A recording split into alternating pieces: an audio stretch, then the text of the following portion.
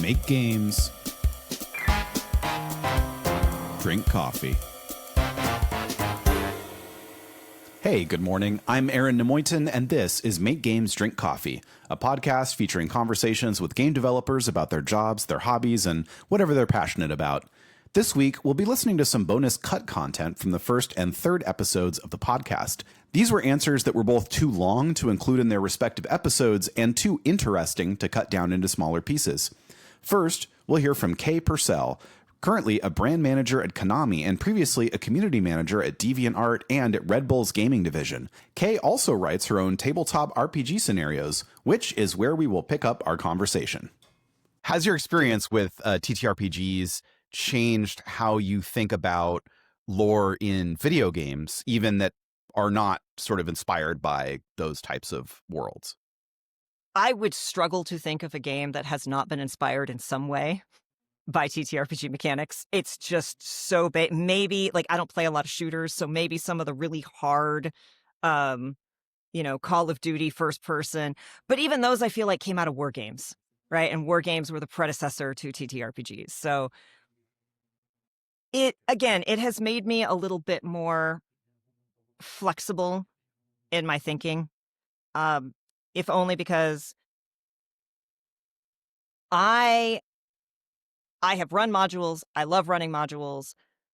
If given the chance, I do not run modules. I write my own settings, my own worlds, because look, y'all, I'm femme, and I run my games online. So I knew the moment I showed any kind of, maybe this person doesn't know every single detail about the lore. Fake geek girl. So I'm like, I don't want to mess with that. So if I do my own lore, my own rules, my own setting, which kind of says a little something about how I prefer to run my life.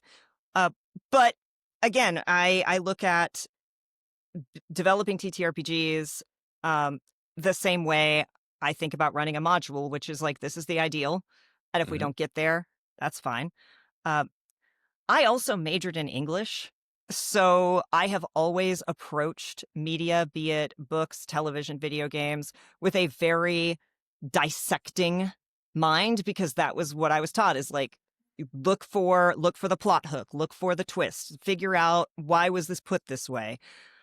I'm a person that only certain people can watch a movie with me, because more than once I have accidentally spoiled the movie, because I just went, oh, that's not blank, that's blank. And then the big reveal at the end was exactly that. And people look at me and like, why did you spoil it? I'm like, I didn't know. It just seemed really obvious. And apparently no one else thought it was. So, and that again reacts a little bit to why I'm so good at community management, is it's like constantly anticipating what can go wrong. Hey, the way we've worded this communication, someone's probably going to take issue with that. Yeah. But the whole reason I wanted to work in video games was actually Link's Awakening. Back on the Game Boy Advance, because I'm playing through it, and very, very light spoilers for a literal 20-year-old game that has a remake that's now at least 5 years old, I think, maybe older. Like, you're going through the game and you're doing your typical hero thing, right? Just smashing stuff in your way. And I had a moment, something is revealed, and it was like, wait, should I be doing this? Is waking the windfish actually the thing I could be doing? Because it will be destroying everything in this world. Am I the bad guy? Wait, you can tell this kind of story in a video game? And it just like ignited baby Kay's brain. And all I wanted to do was work on video games. But back then, in my mind, video games just came out of Japan. It was this strange, nebulous thing that happened in another country in a language I didn't speak. And when we were lucky enough, they'd translate one over to us. But yeah, like those are the kind of things that spark me is how can you tell a story in a compelling way? How can you make someone question their reality, their morality, what they see as black and white? That's what excites me. I don't know if I answered your question or if I just completely rambled away, but it wasn't exactly what I was thinking, but it was also very interesting, so it doesn't really matter. I honestly, I'm with you on, like, one of the things that I enjoy about media is when it makes you say, oh, wait, you can do that. Mm-hmm. And I love any kind of subversion well, not unconditionally, like it has to be done well, but Yeah. I just about all of my favorite media has a component of, wait, you can do that? Hmm. Um, That's why I what was like it? cats. Wait, you can do that? How? You mean actual cats, not the movie Cats, right? Yes, actual cats. Like, you can get up there? Since when? That's 15 feet off the ground, my dude. It's just, uh, Do you have any favorite war story that you want to tell about your adventures in the industry? oh goodness. What do you look, because I got a lot, and a lot of them I don't want to necessarily air. Like, are you looking for funny? Are you looking for traumatic? Are you looking for, like, I think the best war stories are funny, but the funniness is often a component of it, right? yeah. Where it illustrates a more fundamental truth or something really Hmm. interesting, or it's an adventure, or everybody learns something, but also it's Yeah. funny because you learn something by like somebody screwed Yeah. up. Maybe you screwed up, right? Like it could be, Yeah. right. I Um, think straight up traumatic isn't necessarily the right way to yeah, I'm go like, here. because that's where my brain, like, immediately, like, and I'm like, Yeah. I mean, look, um, if it's your favorite story to tell people, I assume it's not too traumatic, because then you wouldn't. I have levels of friends that I can tell things to. Sure. Right. Okay. How Um, about you the story that you tell a bunch of people that you are hanging out with at a meetup, and you're all industry yeah. people and you can trust them to that degree, but you don't know them that well. See if you like this one. It might be, this one feels a little name droppy sometimes, but also it's like, so back when I worked at DeviantArt, um, my CEO was super ridiculously into the Teenage Mutant Ninja Turtles. As everybody And should be. right, to the point where Kevin Eastman would often show up to our office. And hilariously, I was doing moderation with my desk directly outside of the CEO's office with my monitor pointing to his door, which was brilliant office layout, let me tell you. Had a couple Oh close scares no. there. Oh no, I Uh, can guess where this is going. it's not going where you think it is. Oh I have good. other stories about that. um, so multiple times, he would bring him in and be like, oh, this is, Kay Julie, CEA, hi. This is Kevin Eastman, hi, bye. And then they'd go in and do whatever they were doing in the office, right? But so multiple times, it had always kind of been in a passing hi, never really had a chat with him. I was just a worker bee. It's fine. Fast forward a couple months, and we were um, hosting Artist Alley for San Diego Comic-Con.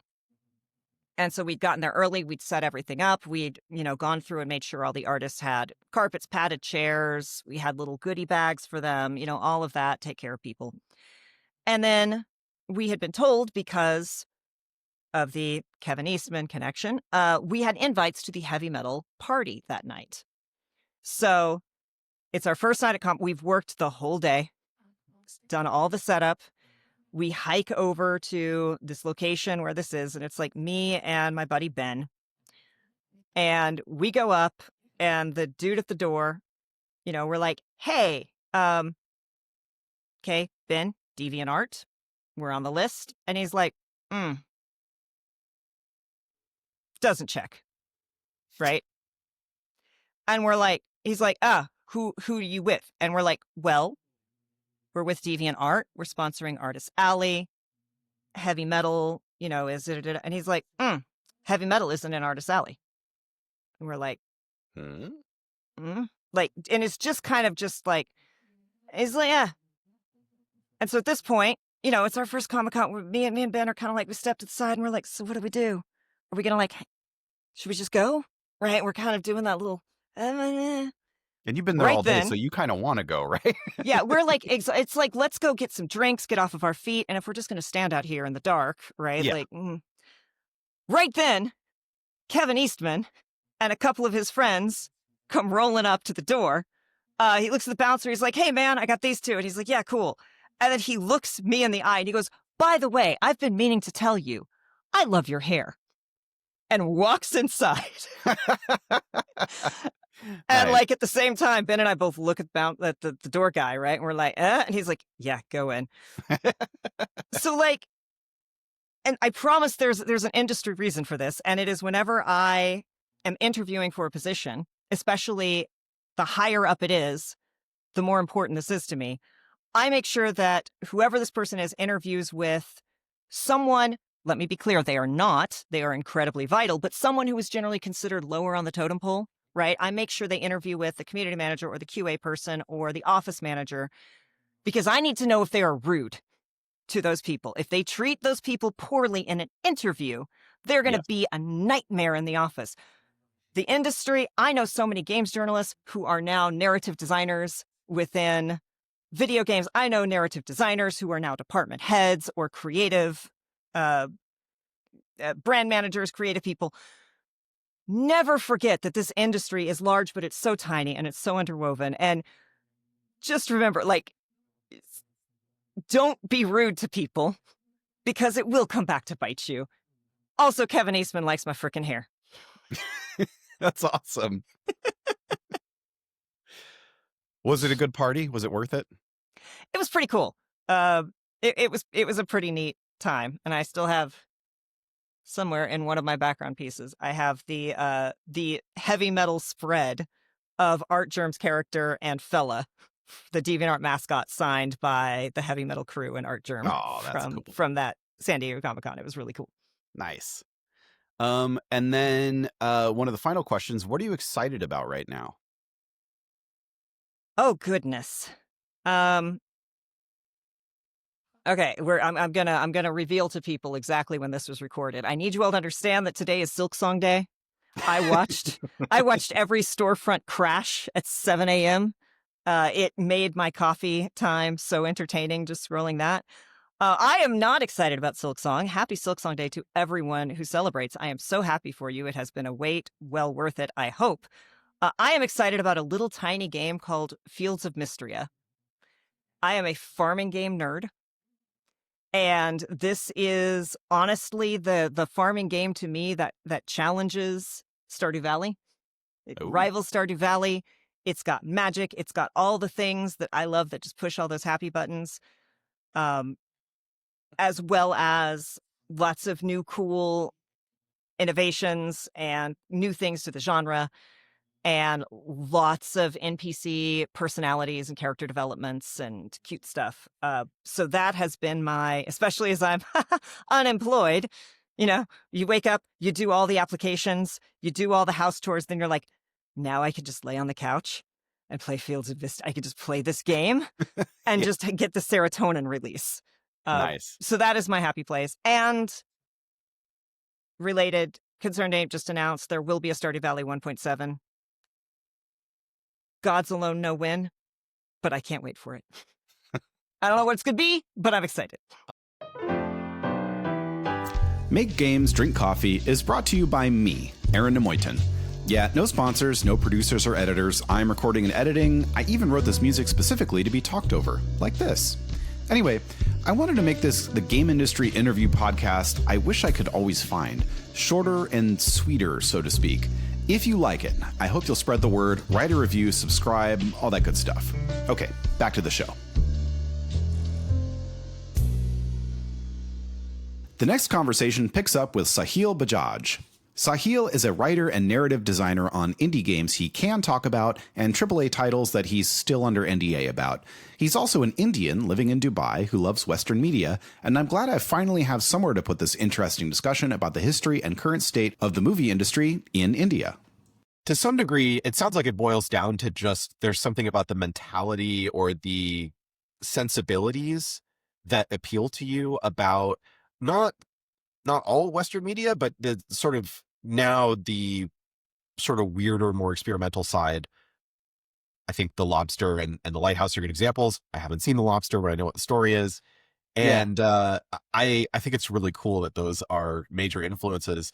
I'm wondering, based on what you said about Indian media that's modern, not appealing to you, if they're going through a phase that's sort of akin to what happened to American media in the 80s, where the economy was exploding. And so a lot of what was going to get made, especially on the larger scale in movies and what was going to get promoted in music, etc., was the stuff that the money people felt would give them the most return on investment. And so that's why in a lot of ways, the 80s are a time for both music and film where a lot of the mainstream stuff that's coming out is not as daring and not as interesting as what came before it in the 70s when people were really finding their way, and what happened in the 90s when people were starting to sort of feel disaffected.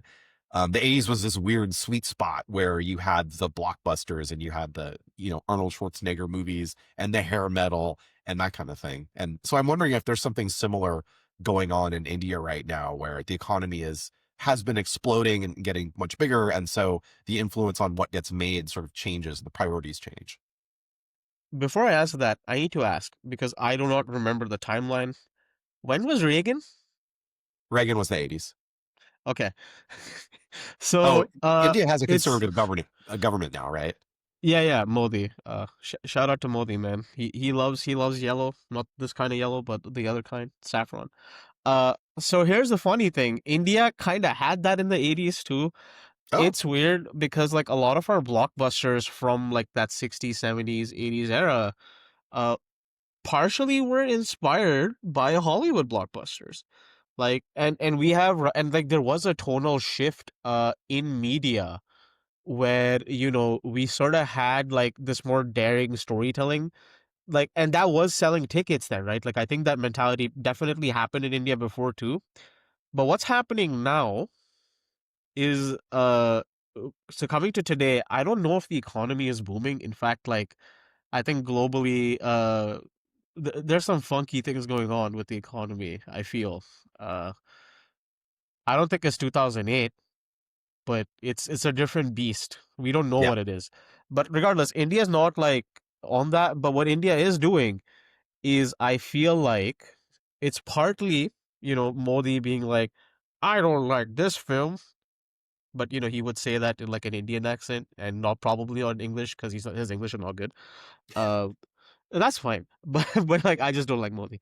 The other that's thing is like, so there's suppression by the government for certain movies, which it did happen. There was a movie by Payal Kapadia, which I think was last year's. Uh, so there were two movies from India that were supposed to be, uh, you know, going to the academy, right? And so one of them was Lapata Ladies, which is like the title of the movie is like missing women. hmm, That is also like kind of rooted in like like real Indian culture, but also as All We Imagine as Light, which is another film that is like rooted in Indian culture, but it also is like dealing with themes that like the Hindu supremacist government might deem risque, as in is dealing with things that are like not not okay with like Hindu conservatives. And so what ended up happening is Lapata Ladies, which fine film. I haven't seen it, but my dad has. Uh, it it was not the better of the two movies, but that was submitted because All We Imagined as Light was anti-establishment. It wasn't, but yeah, that's what we're dealing with. And so there's that, because there's been like several movies like that, which is just bonkers. But the other part has been India is really, really trying to get to Gen Z. And I guess Gen Z likes this. And, or not Gen Z, Gen Alpha. Like, because hmm, they like all the humor in like comedy movies, which used to be some of the cleverest in the game, has now been replaced with like TikTok humor, Instagram humor, or like just like one-liner jokes like that. And it's everywhere, even in comedy movies or non-comedy movies. hmm, Like I kid you not, that's part of it. And the other part is they are trying to like do franchises like American films do. So we have like an action spy movie franchise now that has like so many different spin-offs happening, and there is no plot, there is nothing being said. It's just 3 hours, you're in the theater, you're eating popcorn, um and then you eat more popcorn because unlike the US, India has intermissions in their films, And it's not just for Bollywood films. Hollywood films have intermissions too. I found this out because the Batman, when it came out in India, which 3-hour-long movie, come on, Matries. In India, Batman had an intermission. And I'm like, bro.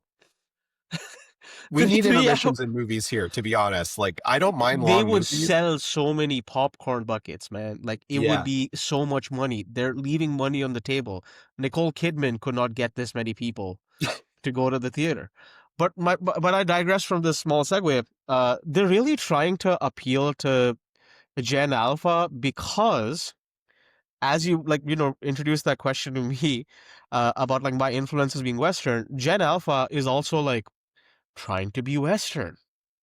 They're trying to see what works in the West and what does work in the West. Silly Instagram humor, because that goes viral, right? Like straight up just like trying to be like Americans. Like, we have a movie that is based on Archie comics. Like, if you know Archie comics. Yeah. We have a Bollywood movie based on Archie comics where everything from Archie comics is happening in Mumbai, which, Wow. spoiler alert, nothing about Archie comics is like Mumbai. Mumbai is not like Archie comics, but they're trying. And the film is all Nepo babies. I'm not going to get into that, but that is where we're at as Indian culture. We're really trying hard to be like the West, and that is just not interesting to me. And I feel like it might be interesting to like the youth. It might be interesting to like older people who just like Bollywood. But to me, it's just like not there. So I do think like it's them trying to do like the thesis of this question, which is, your influences come from the West. Mine is coming in a good way. Theirs is coming in a bad way. Right? Yeah. Like, it's cynical. Yeah, it's cynical. But that's the thing. There is good Indian media being made. It's just that we don't hear about it. Like, I'll give you an example. 3 weeks ago, I was chatting with my buddies, both of whom, I grew up with in school in the UAE. And now they're not in India. They are in like other countries. One's in Sweden, one's in Australia. And one of them brought up a movie I hadn't even heard about. It sounds entertaining as hell. And I'm like, why didn't I hear about this? He's like, I don't even know, man. I discovered this because my mom told me about it because she saw it on Netflix. And I'm like, well, that's the problem. Yeah. We're not hearing about these movies. Like, Indian cinema is being advertised like Apple advertises their TV shows. You just don't hear about it. Yeah. Well, like, except, then Apple does their Emmy campaigns, and then they're like, now you know about our shows. But, yeah. You hear about Severance, you will not hear about Central Park, which is so sad. And that's the show. Thank you for listening to Make Games Drink Coffee. You can find the show online at makegamesdrinkcoffee.com or email me at makegamesdrinkcoffee@gmail.com. Recording, editing, production, and original music by me, Aaron Nemoitin. Drink up. I'll see you next week.